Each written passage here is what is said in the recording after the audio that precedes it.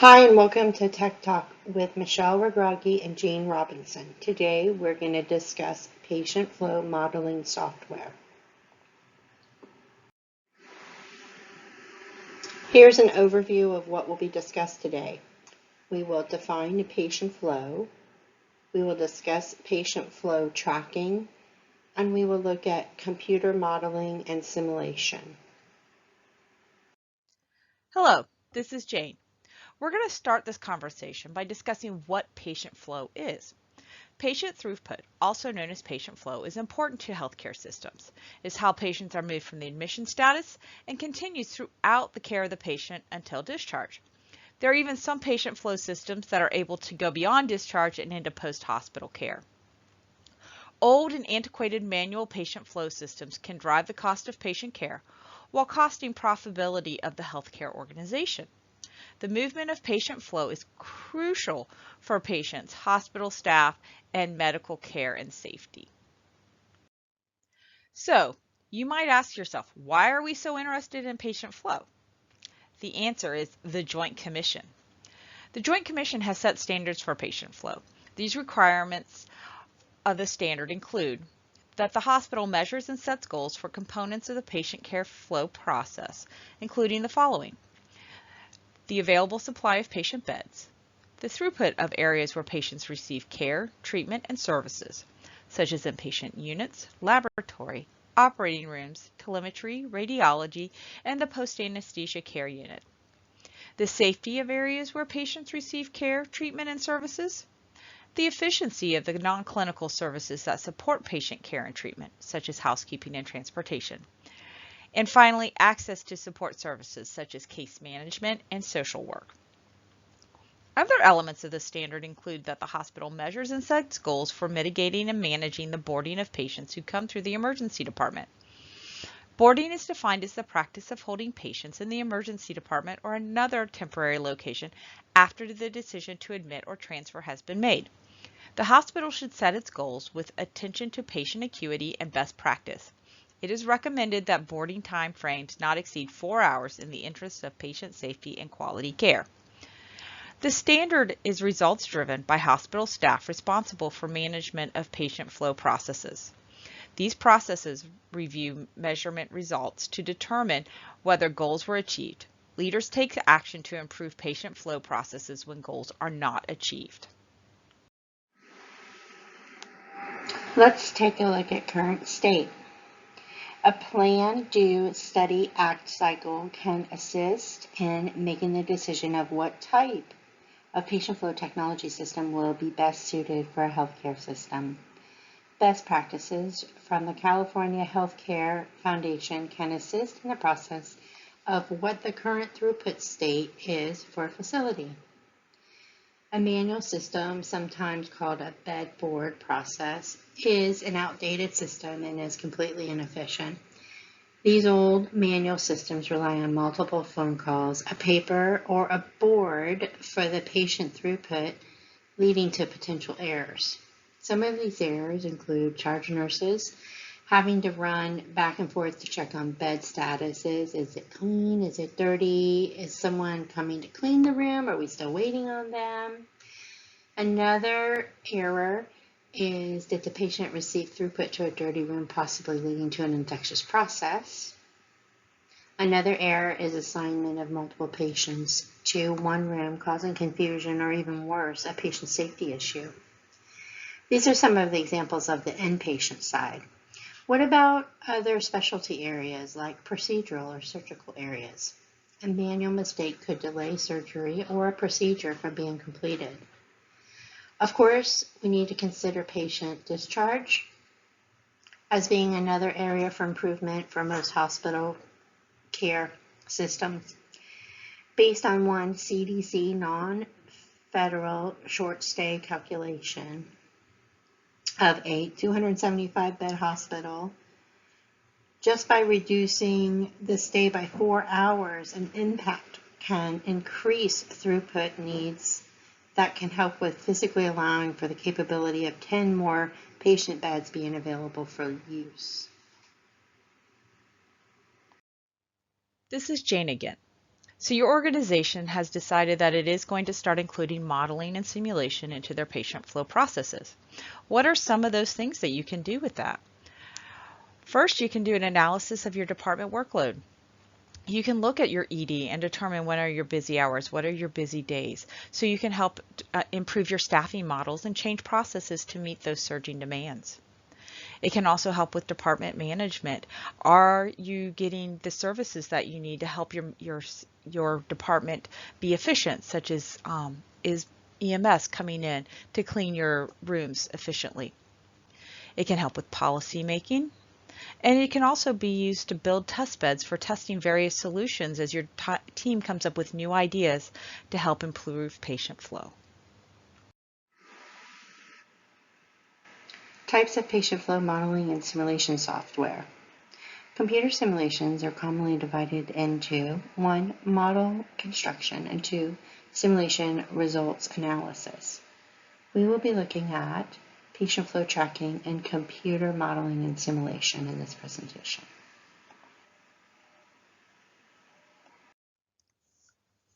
First, we're going to talk about technology-based patient flow tracking.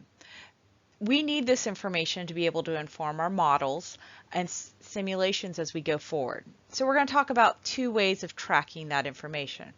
The first is real-time location systems. This is a system that used to provide immediate or real-time tracking and management of medical equipment, staff, and patients within all types of patient care environments.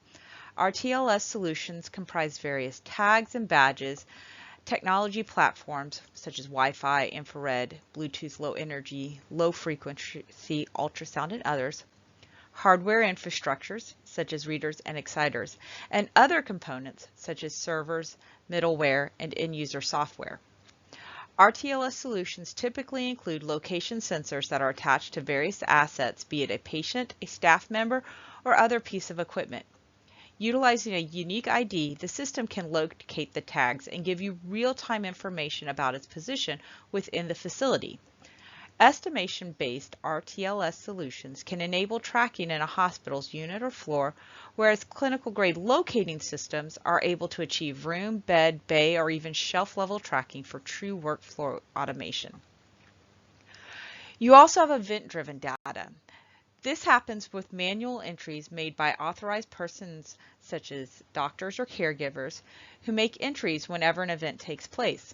Software and hardware use technology to track the patient's whereabouts, triangulating their position based on their last known location. Previously, manual models or approaches, such as the bedboard that Michelle discussed earlier, were adopted by healthcare providers for event-driven patient tracking. But changing market dynamics, increasing focus on patient-centric approaches, and rising financial and operational cost of hospitals has shifted the trends towards more sophisticated systems to monitor patients. Both of these technologies have their own pros and cons. RTLS has the advantage of being very simple. You put a tag or a badge on your patient, asset, or staff, and you're able to track them throughout your whole organization. But if that tag or badge gets lost or your readers go down, you've now lost visibility on them. It can also be very expensive to invest in the infrastructure needed to support this type of system, and there will be an ongoing cost for the badges and tags to keep track of everything. For your patient tracking using event-driven data can be a much cheaper starting cost because you can integrate with systems that you already have in-house, but there's disadvantages. You've really got to rely on your caregivers and support staff entering information in a timely manner to be able to keep up with them. And you don't have the ability to track things other than just your patients, so you won't be able to track your equipment or necessarily your staff either if that's of interest to you. So these systems do allow for process optimization. You can really dig deep into your workflows, see how people and equipment move around, leading to that lean management, making sure that you've got the right people in the right place at the right time. And then also as you start moving into modeling and simulation, this is going to gather that data that you need to make those really good inputs into your models for your simulations. Let's take a few minutes to discuss the purpose of patient flow modeling software. Best practices for patient flow using technology have been identified by California Healthcare Foundation as review and fix any existing or outdated problems with current patient flow, then introduce the new technology, modeling software. You should select a software based on accuracy and precision that the organization see as a needs. Goals should be set and parameters should be set for what is to be tracked. The use of a multidisciplinary team approach to ensure all opportunities are met are another important best practice. Explain the purpose of the patient flow modeling software as a process-driven product, not a staff productivity tracker.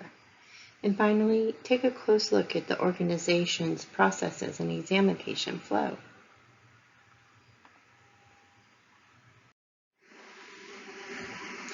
Modeling and simulation allows organizations extensive flexibility in evaluating patient flow. Programs can be used to track current patient flow and model how changes to various inputs, an example of this is patient census, staffing levels, or changes to process, impact patient flow. It can be used on any size project. Small projects may only look at simple changes in a single unit and a single process, or a large project may look at evaluating an entire hospital and integrating all aspects of patient care and the environment. These platforms allow the team to run multiple simulations, making changes to the process to determine the impact of those changes to the systems, looking at direct impact on patient outcomes, patient experiences, provider experiences, and financial impacts. A major advantage of this process is that it provides a rapid result without impacting the current process or system. Jane again. What you're looking at right now is a chart from Weiler, Griffey, and Olson, and it's some conceptual models that they found that are used to describe and forecast emergency department patient workloads and crowding. So you have things like a formula-based model, which takes independence factors based on experience, such as the number of staff and beds, as your inputs, and your outputs are your measures of crowding. And for this methodology to work, past experience of ED flow performance is used to posit what appropriate formulas are. Next is your regression-based model, and this uses multiple independent input variables such as patient arrival by hours, and then for your outputs, your dependent variables. So how is your ED crowding? And this statistically predicts dependent variables based on independent variables. So if I have so many patients arriving an hour, this is how crowded my ED is going to be. Next is your time series analysis. So recently observed ED flow performance is your input, and your output is your current ED flow performance. So statistically, it uses recent past performance to predict current and immediate future performance. So if your beds are occupied at this level at 4 o'clock in the afternoon, you can expect a census of this. Next is queuing theory. And this is where we look at, for your inputs, of patients' arrival behavior and the number of servers. So your staff and your service priority. Are you a first come, first serve? And looking at, and for your outputs, what are your mean wait times? These mathematical formulas are derived from general systems principles and used to convert inputs to outputs. Finally, we have discrete event simulations. And this is based on inputs from arrival behavior, staff numbers, service priorities, and routing. And outputs include mean wait times. And for this, we're going to use, these are going to be computer-generated models, typically with a graphical interface, and is used to sample inputs and generate outputs. So once Weiler, Griffey, and Olson completed their assessment of the models, this is what they found. So for the formula-based model, they found it was really good at defining crowding, but wasn't very good at forecasting that crowding. And it was pretty easy to use within the ED because all the inputs were available. They found regression-based modeling to be okay for ED purposes, and it's really widely understood. So that's really helpful when you're talking to leadership teams or people who are not familiar with the ebb and flow of an emergency department. Next, for the time series analysis, wasn't at all useful for defining crowding. That's not what it's there for, but it was okay for predicting it in the short term, and there were was pretty easy to use, but it is going to require computational resources, so you're probably going to need some help from a statistician for this one. For queuing theory, it was pretty good for predicting process improvement. So if you were putting in some of those ideas for improving processes, it was pretty good for looking at that. And it was pretty easy to use. But you do have that risk if there are a significant number of underlying assumptions that you have to include within your mathematical formulas. So if your assumptions are off, that could skew all of your results.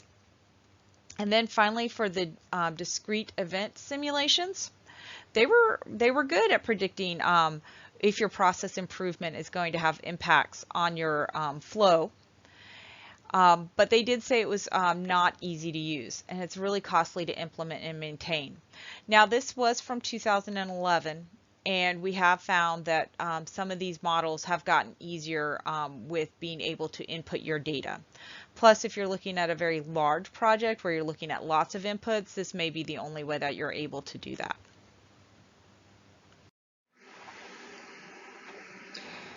DES, or Discrete Event Simulations, also known as a process simulation, is a computer type model that will try to mimic the system behavior or a queuing model. The discrete event title comes from the core programming assumption in the simulation. DES models define activities as the network of the interdependent discrete events. The simulation stores, or sometimes called the event lists, are the same as the input. Examples of input are patient arrival, patient discharge, staff breaks, and procedural patient needs. The simulation piece moves from one discrete event to another in a clock-like fashion, along with the system variables and recorded system data. In this process-driven simulation, certain events are noted by the software, thus allowing for the event list to be created. The events are the patient moving through the hospital system based on patient needs. Wait times are noted in the system when the demand supersedes the resources. Other examples of this include patient delays of any type. A trial or run of the simulation uses one stream of samples, thus leading to data based on the one simulation trial. DES is an example of what-if data analysis, such as what effects increase or decrease the patient ED wait times. DES is less designed to perform as a best fit analysis. Many trials would need to be performed to produce a superior system design and would take many trials with an extraordinary amount of time. The slide indicates which part of the software will be collected for the input during the DES.